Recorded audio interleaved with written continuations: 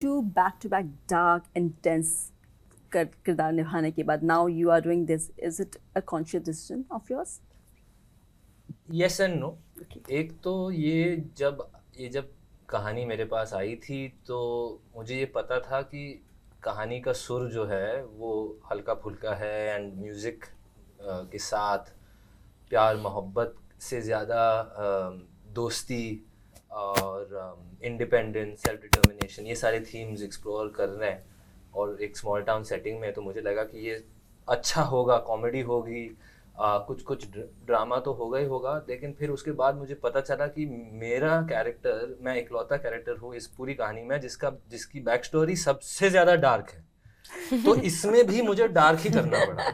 और मुझे भी ऐसे कई दिन थे जो जिस सीन पे मुझे ऐसा, अब without giving too many spoilers, but मैं बहुत ही फिजिकल एक स्टेट में होता हूँ तो वो उसको निभाना साइकोलॉजिकली फिजिकली, तो मुझे तो छुट्टी नहीं मिल रही है अब। मुझे पता नहीं। नहीं, पर एक ही एपिसोड में हाँ अदरवाइज ही इज नहीं, बट ये कॉन्शियस डिसीजन तो नहीं था, लेकिन हाँ मुझे अच्छा ज़रूर लगा इसके पीछे ये। लेकिन और ये कहानी की सबसे खास बात मुझे ये लगती है कि भले ही आपको फर्स्ट इम्प्रेशन में आपको लगेगा कि these are fun and games और एडवेंचर और म्यूज़िक और वो जो पॉजिटिव इमोशन ज़रूर हैं, ये सारे हैं, बट वो इमोशंस के पीछे उसके जो कारण होते हैं वो सारे भी इसमें हैं। In the sense is there are deeper emotions also ना, कि जैसे अक्षत सर कह रहे थे कि कभी कभी आप अपने सिचुएशन में, अपने कॉन्टेक्स्ट में आप अपने आप को एक बंद सा महसूस कर पाते हो। So you have to, that बंद सा महसूस होना, it's very difficult.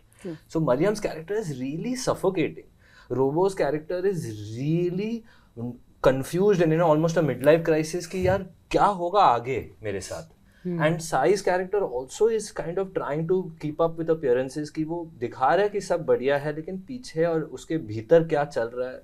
So there it's a beautiful contrast, yin yang बहुत सही से इस शो में आपको मिलेगा या ऑडियंस को मिलेगा कि you are getting those the lightness but you are getting the depth also. It's a nice full spectrum story, so I'm very happy that I got that chance. You're also representing the lot of youth of small town.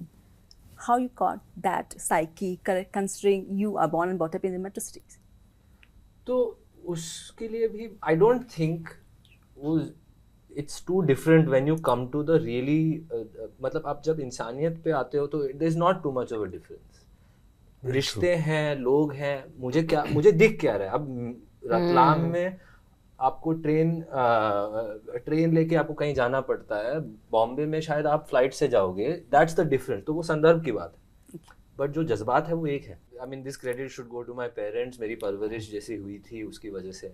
But yeah I think it's just and then meeting people and just being curious enough. तो आप आज, और ये दूसरी बात है, हमारी कहानी भी इंटरनेट के ऊपर है, इन्फ्लुएंसर्स जैसे जो यूट्यूब पे जो लोग स्टार्स बनते हैं, तो मैंने कितना कुछ सीखा है यूट्यूब से ही।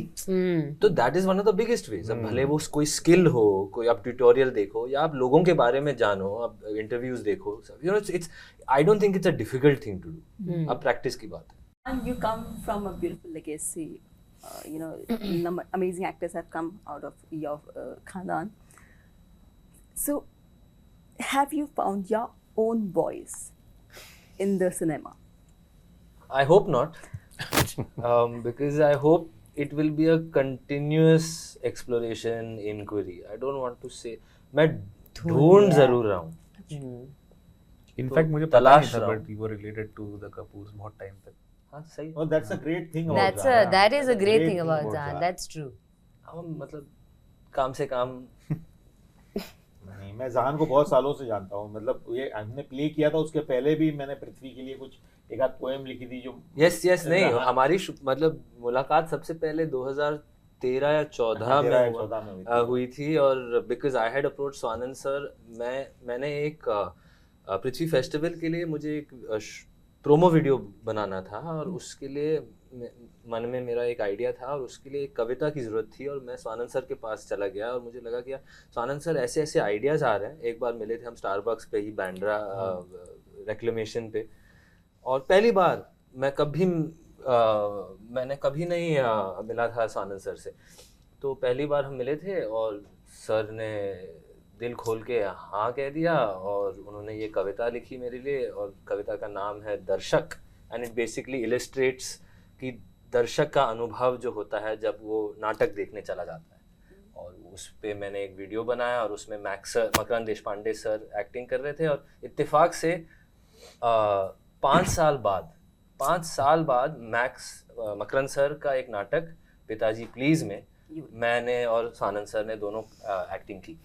You ensure there's a large ecosystem of star creation. How you ensure not to get stuck in that? I don't think anybody can, मतलब आप चाह के भी नहीं कर सकते हो ये, मतलब ये मतलब बहुत ज़्यादा मैनिपुलेशन होता है ये। मुझे नहीं लगता कि कोई कर पाता है। मुझे लगता है कि लोग जो कहते हैं कि वो कर रहे हैं कि ये देखो मैं मेंटेन कर रहा हूँ, मैं इमेज को संभाल रहा हूँ, देखो मेरे लिए, ये सब अपने वहम में है। जैसे सर कह रहे हैं कि रोबो सर जैसा अपनी इल्यूजन में रह रहे हैं। I don't know if there's any such thing. I want to work with incredibly talented collaborators जो मुझे आज तक एक के बाद एक मौका मिल रहा है. So I'm very happy. I think just and of course want to become Yeah. a big star, which Yes. is going to become. Yeah. yes मतलब Of course, 100%. वो बस हाँ वो I hope that will happen. But मेरे लिए वो मतलब वो Yeah. मेहनत के फल है वो. मुझे मेहनत करनी है बस. I'll have to say, I mean, this is so sweet and I really appreciate this because I want to be this person who they appreciate like this. But I'll tell you, इन्होंने बहुत आसान किया मेरे लिए. It was easy to do this because set इतना सुंदर था and this is really, I'll give you, मतलब credit सबसे ज़्यादा अंकुर सर को we should give because he put together this team and he was managing people. Yeah. Most of them. So Anand sir फिर भी एक point के बाद फिर वो एक्टर थे. मेरा rant जहान के पास ही होता है. हाँ, and we used to sit साथ में and we used to मतलब जब जो frustrate खबर होते थे पहुंच तो- जाती थी. हाँ, तो आनंद सर मेरे साथ बैठ के हम लोग अपनी मतलब बातें करते रहते थे but Ankur sir really made that environment on set. और मैं बताऊँ Akshat sir is directing, Himan sir is shooting, Himan sir and Akshat sir have worked together on Kala Kandi, Himan sir has worked on Mangal Pandey, मतलब in Bluff Masters and big films. So he was there. Andy, our first AD, was running such a tight ship. मतलब ऐसे कुछ दिन आते थे. He was, Yeah. he was making sure that we were making Yeah. our days and our timelines. Michri, the set designer, production designer. She created these worlds. तो कभी कभार ऐसा होता था कि हम जहाँ पे हमारी शूट चल रही थी, जहाँ मरियम का घर है और उसके बगल में ही मेरा घर का सेटअप था. तो और बड़ा स्केट चल रहा था उसी लोकेशन पे. तो कई दिन ऐसे थे शूट पे कि मैं बस सेट पे चला जाता था क्योंकि जहाँ पे हम ठहर रहे थे वहाँ पे तो कुछ नहीं था. मतलब इट वाज सन्नाटा ही सन्नाटा. तो मैं सेट पे आता था. So it was so lovely because मेरा जो कमरा था वो सज धज के रेडी था एक हद तक.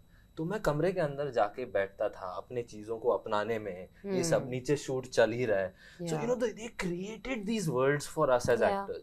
And I just had to step in and just be like, क्या चल रहा है? अच्छा, ओके. और मैं बस बैठ के सुनता था, देखता था. कभी कभी स्वानंद सर से बातें करता था.